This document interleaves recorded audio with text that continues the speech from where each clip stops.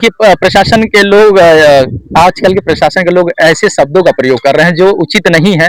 लेकिन क्या कोई ऐसा नियम नहीं है? हम मानते हैं कि अगर छत नहीं लगा तो प्रशासन की क्या जिम्मेदारी नहीं बनती है? उनके पास फंड नहीं है? प्रशासन वास्तव में अपना काम करती ही नहीं है।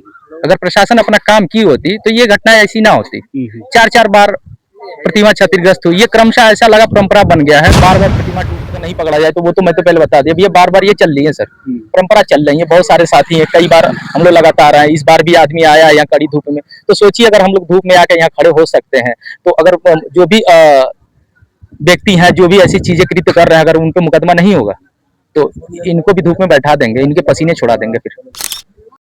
नमस्कार दोस्तों, मैं हूं संतोष कुमार और आप देख रहे हैं बलिया टाइम। बलिया टाइम में आपका स्वागत है। आज हमारी मौजूदगी गौरा में है और गौरा में हमारे साथ नौजवान भी जुड़े हैं।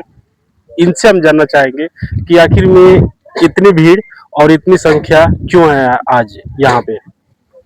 सबसे पहले आपका नाम जानना चाहेंगे। मेरा नाम इंजीनियर रितेश देशमुख है, बेलथौड़ फरसाटार का निवासी हूँ।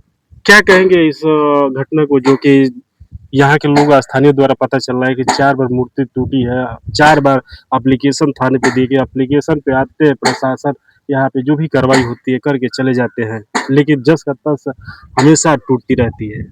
देखिए, बड़ा चिंता का विषय है कि लगातार चौथी बार ये रहा कि बाबा साहब की प्रतिमा क्षतिग्रस्त हुई है, लेकिन प्रशासन वास्तव में अपना काम करती ही नहीं है।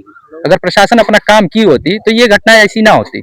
चार चार बार प्रतिमा क्षतिग्रस्त हुई, ये क्रमशः ऐसा लगा परंपरा बन गया है। बार बार प्रतिमा टूटती है और लगता है, लेकिन किसी पे प्रशासन ने जांच करके किसी ऐसे व्यक्ति, किसी अराजक तत्व को अभी तक ढूंढ नहीं पाई कि कौन ऐसा व्यक्ति है जो ऐसा कार्य करता है, कृत्य काम कार्य कर रहा है, और उन पर मुकदमा करने का काम नहीं की। तो सबसे बड़ा ये विषय है कि यहाँ की प्रशासन कर क्या रही है? एक व्यक्ति के नहीं है।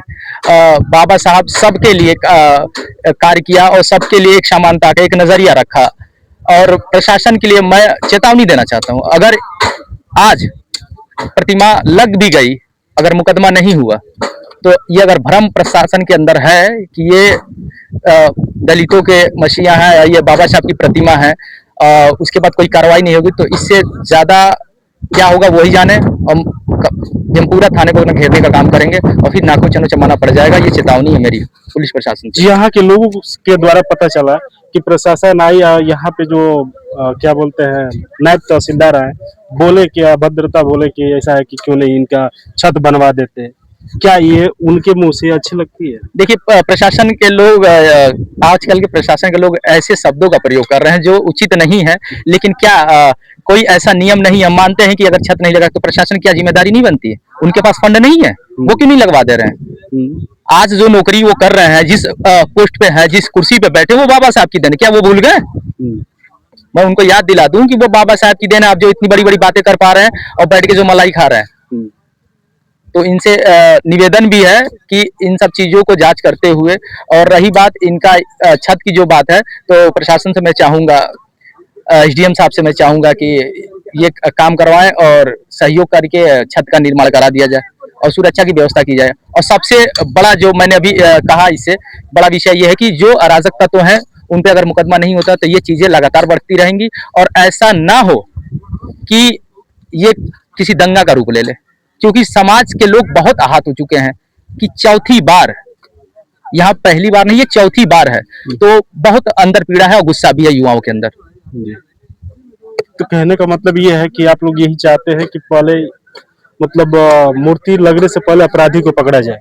बिल्कुल होना चाहिए, बिल्कुल। अपराधी अगर नहीं पकड़ा जाए तो वो तो मैं तो पहले बता दिया, ये बार बार ये चल रही है सर, परंपरा चल रही है। बहुत सारे साथी हैं, कई बार हम लोग लगातार आए, इस बार भी आदमी आया यहाँ कड़ी धूप में। तो सोचिए अगर हम लोग धूप में आकर यहाँ खड़े हो सकते हैं तो अगर जो भी व्यक्ति हैं जो भी ऐसी चीजें कृत्य कर रहे हैं, अगर उन पर मुकदमा नहीं होगा तो इनको भी धूप में बैठा देंगे, इनके पसीने छुड़ा देंगे फिर।